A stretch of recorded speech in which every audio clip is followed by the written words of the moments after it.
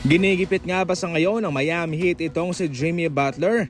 Dahil sa pangalawang pagkakataon mga idol, ito'y kanilang sinuspende. 2 laban ang suspensyon nitong si Jimmy Butler mga idol galing sa kanyang kupunan na Miami Heat. Ito'y pagkatapos na malate ba naman siya sa kanilang flight papuntang Milwaukee Bucks. Ngunit ayon mismo kay Shams ng ESPN, mayroon ding pagkakamali ang Miami Heat kung bakit na late itong si Jimmy Butler sa kanilang flight. Ayon pa mismo kay Shams mga idol ng ESPN, kinancel daw ng Miami Heat ang kanilang practice upang sila'y makabiyahe ng maaga papuntang Milwaukee. Nagbigay alam naman itong si Jimmy Butler mga idol pagkatapos ng insidente na siya'y susunod na lamang sa kanila at kanyang sasamahan ng kanyang mga teammates sa pagsapit ng gabi. Subalit, sinabihan siya ng mga official ng Miami Heat na wag na lang sumunod at siya'y magkakaroon ng suspensyon sa loob ng 2 laban. Sa ngayon, marami ang napapaisip na para bang ginigipit nitong Miami Heat si Jimmy Butler. Sa kabilang banda mga idol, hindi rin naman siya mapapakinabangan ng Miami Heat sapagkat kung siya'y nasa loob, kitang-kita naman na wala siyang gana sa paglalaro. Para sa inyo mga idol, ano ang komento ninyo patungkol dyan? I-comment lang sa comment section at babasahin ko.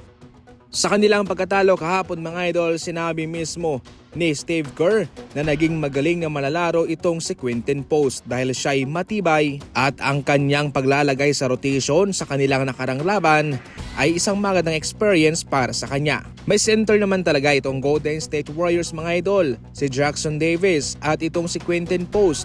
Subalit marami ang nagtatanong kung bakit hindi inilalagay ni Coach Steve Kerr itong si Quinton Post sa kanilang rotation. Gayong siya'y 7-footer, mataas naman siya. Sa kadahilanang siya'y isang rookie, 2-way player mga idol. Mahirap na makapasok sa rotation kapag ganyan ang status mo sa isang kupunan. Halimbawa, sina Spot Spencer at si Gui Santos mga idol ay nahirapan bago sila nakapasok sa rotation ni Coach Steve Kerr. Kumbaga sa madaling salita, meron tayong tinatawag na seniority. Sa mga puntong ito ay hindi pa naman swak para sa kanya na isabak sa rotation. Doon lang muna siya sa G-League para mag-develop at sanayin pa. Inamin rin naman ni Quinton Post mga idol na marami pa siyang dapat na matutunan, especially sa kanilang kupunan. Ito na ang mock trade ni Jordan Clarkson papuntang Dallas Mavericks. Ang mock trade mga idol ay nagpapakita na kung sino nga ba ang posibleng ipapalit ng isang kupunan sa kanilang natitipuhang manlalaro sa kabilang kupunan. Kaya mock trade ang tawag dito mga idol. Well, eto na nga, matatanggap ng Utah Jazz si Maxi Kleber. 11 million ang kanyang kontrata. Samantalang si Quentin Grimes, 4.2 million ang kanyang kontrata. Sa kabila, matatanggap ng Dallas itong si Jordan Clarkson at si Svi Mykhailiuk.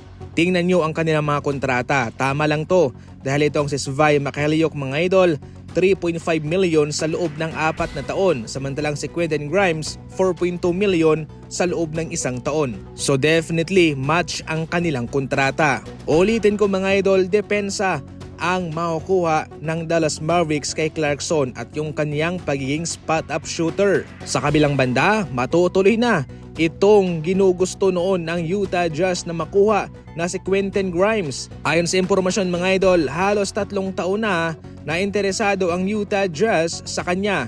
And at the same time, itong si Clarkson, jackpot na jackpot siya dahil isang contender na kupunan ang kanyang mapupuntahan kapag nagkataon. Yan po mga idol ang proposal kay Clarkson papuntang Dallas Mavericks. Ano ang komento ninyo patungkol dyan? I-comment lang.